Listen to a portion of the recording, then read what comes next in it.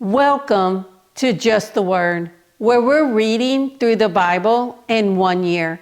And I'm Net.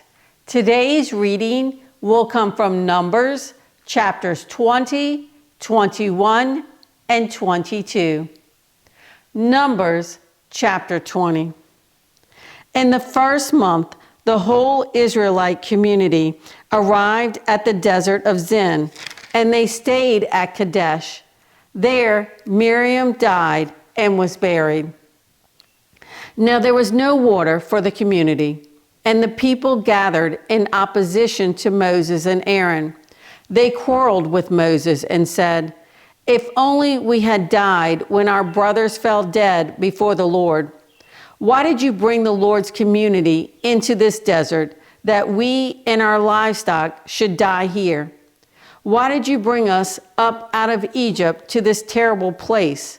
It has no grain or figs, grapevines or pomegranates, and there is no water to drink." Moses and Aaron went from the assembly to the entrance to the tent of meeting and fell face down, and the glory of the Lord appeared to them.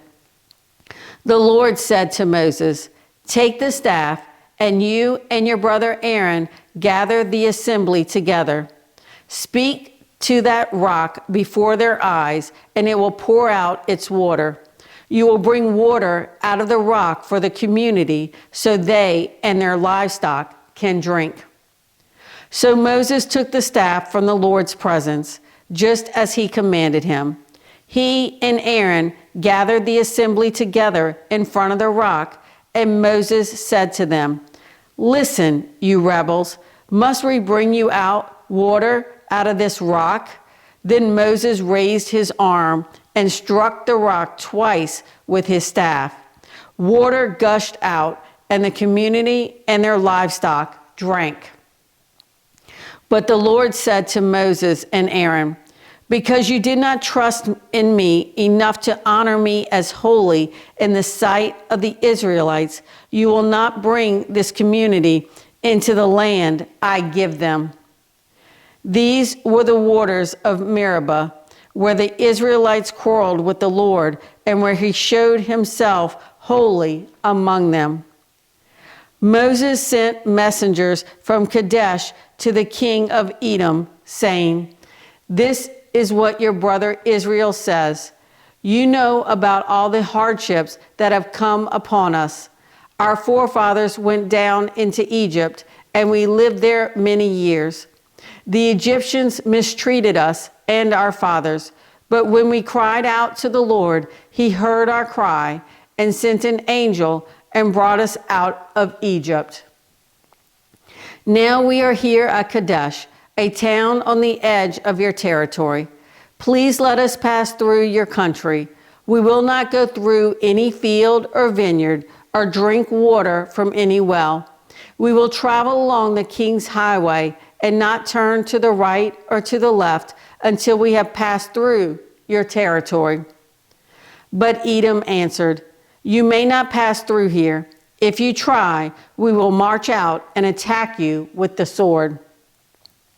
The Israelites replied, "We will go along the main road, and if we or our livestock drink any of your water, we will pay for it. We only want to pass through on foot, nothing else." Again they answered, "You may not pass through." Then Edom came out against them with a large and powerful army. Since Edom refused to let them go through their territory, Israel turned away from them. The whole Israelite community set out from Kadesh and came to Mount Hor.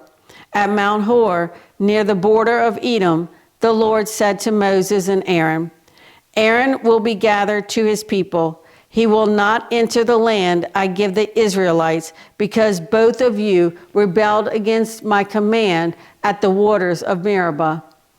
Get Aaron and his son Eleazar and take them up to Mount Hor. Remove Aaron's garments and put them on his son Eleazar, for Aaron will be gathered to his people. He will die there." Moses did as the Lord commanded. they went up Mount Hor in the sight of the whole community. Moses removed Aaron's garments and put them on his son Eleazar. And Aaron died there on top of the mountain.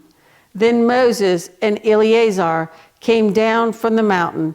And when the whole community learned that Aaron had died, the entire house of Israel mourned for him 30 days. Numbers chapter 21. When the Canaanite king of Arad, who lived in the Negev, heard that Israel was coming along the road to Atharim, he attacked the Israelites and captured some of them. Then Israel made this vow to the Lord: if you will deliver these people into our hands, we will totally destroy their cities. The Lord listened to Israel's plea and gave the Canaanites over to them. They completely destroyed them and their towns, so the place was named Hormah. They traveled from Mount Hor along the route to the Red Sea to go around Edom. But the people grew impatient on the way. They spoke against God and against Moses and said, "Why have you brought us up out of Egypt to die in the desert? There is no bread, there is no water, and we detest this miserable food." Then the Lord sent venomous snakes among them. They bit the people, and many Israelites died. The people came to Moses and said, "We sinned when we spoke against the Lord and against you. Pray that the Lord will take the snakes away from us." So Moses prayed for the people.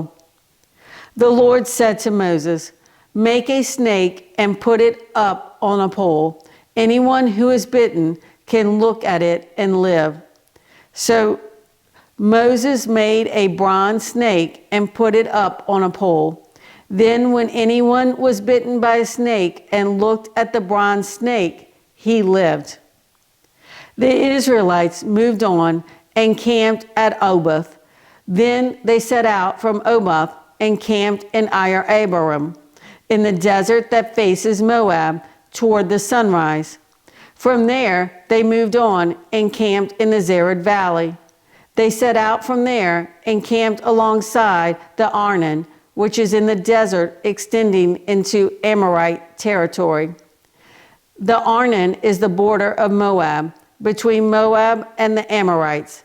That is why the book of the wars of the Lord says, Wahab and Suphah and the ravines, the Arnon and the slopes of the ravines that led to the site of Ar and lie along the borders of Moab.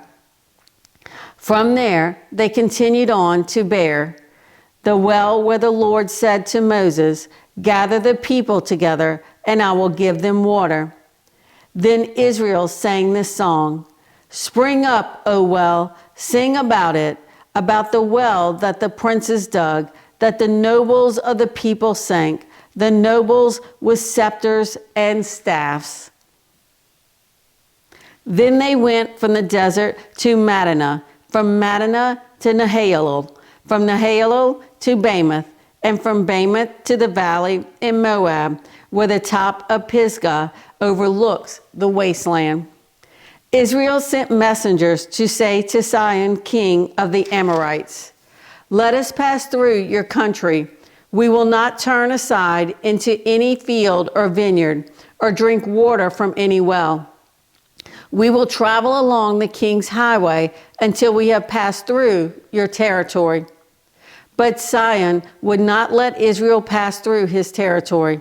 He mustered his entire army and marched out into the desert against Israel. When he reached Jahaz, he fought with Israel. Israel, however, put him to the sword and took over his land from the Arnon to the Jabbok, but only as far as the Ammonites, because their border was fortified. Israel captured all the cities of the Amorites and occupied them, including Heshbon and all its surrounding settlements. Heshbon was the city of Sihon, king of the Amorites, who had fought against the former king of Moab and had taken from him all his land as far as the Arnon. That is why the poets say, "Come to Heshbon and let it be rebuilt. Let Sihon's city be restored." Fire went out from Heshbon, a blaze from the city of Sihon. It consumed Ar of Moab, the citizens of Arnon's heights. Woe to you, O Moab! You are destroyed, O people of Chemosh. He has given up his sons as fugitives and his daughters as captives to Sihon, king of the Amorites. But we have overthrown them. Heshbon is destroyed all the way to Dibon. We have demolished them as far as Napha, which extends to Medeba.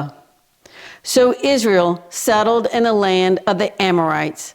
After Moses had sent spies to Jazer, the Israelites captured its surrounding settlements and drove out the Amorites who were there. Then they turned and went up along the road toward Bashan, and Og, king of Bashan, and his whole army marched out to meet them in battle at Edrei. The Lord said to Moses, "Do not be afraid of him, for I have handed him over to you with his whole army and his land. Do to him what you did to Sihon, king of the Amorites, who reigned in Heshbon." So they struck him down, together with his sons and his whole army, leaving them no survivors, and they took possession of his land. Numbers chapter 22. Then the Israelites traveled to the plains of Moab and camped along the Jordan across from Jericho. Now Balak, son of Zippor, saw all that Israelite had done to the Amorites, and Moab was terrified because there were so many people. Indeed, Moab was filled with dread because of the Israelites. The Moabites said to the elders of Midian, "This horde is going to lick up everything around us as an ox licks up the grass of the field." So Balak, son of Zippor, who was king of Moab at that time, sent messengers to summon Balaam, son of Beor, who was at Pethor near the river in his native land. Balak said, "A people has come out of Egypt. They cover the face of the land and have settled next to me. Now come and put a curse on these people, because they are too powerful for me. Perhaps then I will be able to defeat them and drive them out of the country. For I know that those you bless are blessed, and those you curse are cursed." The elders of Moab and Midian left, taking with them the fee for divination. When they came to Balaam, they told him what Balak had said. "Spend the night here," Balaam said to them, "and I will bring you back the answer the Lord gives me." So the Moabite princes stayed with him. God came to Balaam and asked, "Who are these men with you?" Balaam said to God, "Balak, son of Zippor, king of Moab, sent me this message. A people that has come out of Egypt covers the face of the land. Now come and put a curse on them for me. Perhaps then I will be able to fight them and drive them away." But God said to Balaam, "Do not go with them. You must not put a curse on those people, because they are blessed."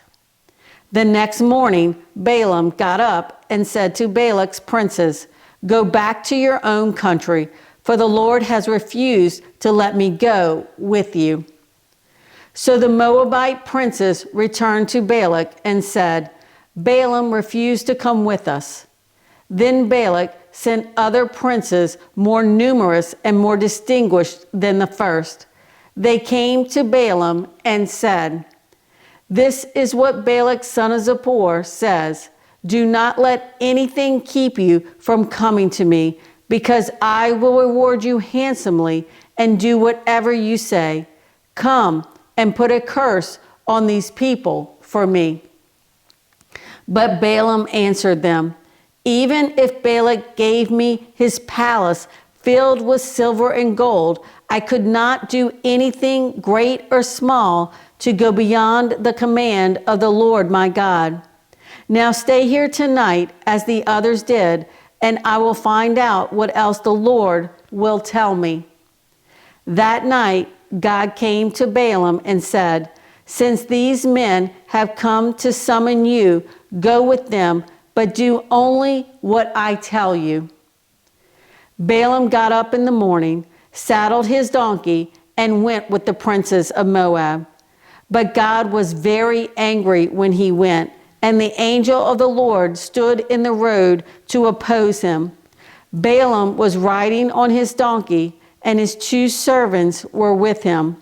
When the donkey saw the angel of the Lord standing in the road with a drawn sword in his hand, she turned off the road into a field.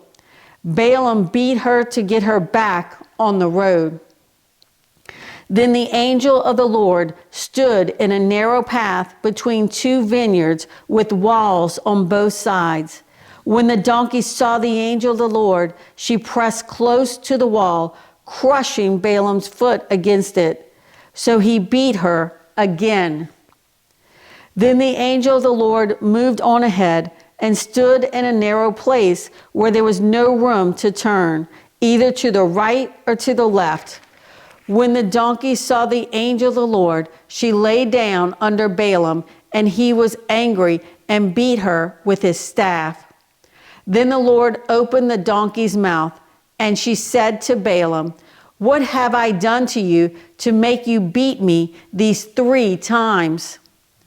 Balaam answered the donkey, "You have made a fool of me. If I had a sword in my hand, I would kill you right now." The donkey said to Balaam, "Am I not your own donkey, which you have always ridden to this day? Have I been in the habit of doing this to you?" "No," he said. Then the Lord opened Balaam's eyes, and he saw the angel of the Lord standing in the road with his sword drawn. So he bowed low and fell face down. The angel of the Lord asked him, "Why have you beaten your donkey these 3 times? I have come here to oppose you because your path is a reckless one before you. The donkey saw me and turned away from me these 3 times. If she had not turned away, I would certainly have killed you by now, but I would have spared her." Balaam said to the angel of the Lord, "I have sinned. I did not realize you were standing in the road to oppose me. Now, if you are displeased, I will go back." The angel of the Lord said to Balaam, "Go with the men, but speak only what I tell you." So Balaam went with the princes of Balak. When Balak heard that Balaam was coming, he went out to meet him at the Moabite town on the Arnon border, at the edge of his territory. Balak said to Balaam, "Did I not send you an urgent summons? Why didn't you come to me? Am I really not able to reward you?" "Well, I have come to you now," Balaam replied. "But can I say just anything? I must speak only what God puts in my mouth." Then Balaam went with Balak to Kerioth Huzoth. Balak sacrificed cattle and sheep and gave some to Balaam and the princes who were with him. The next morning, Balak took Balaam up to Bamoth Baal, and from there he saw part of the people. Thanks for joining Just the Word. See you tomorrow.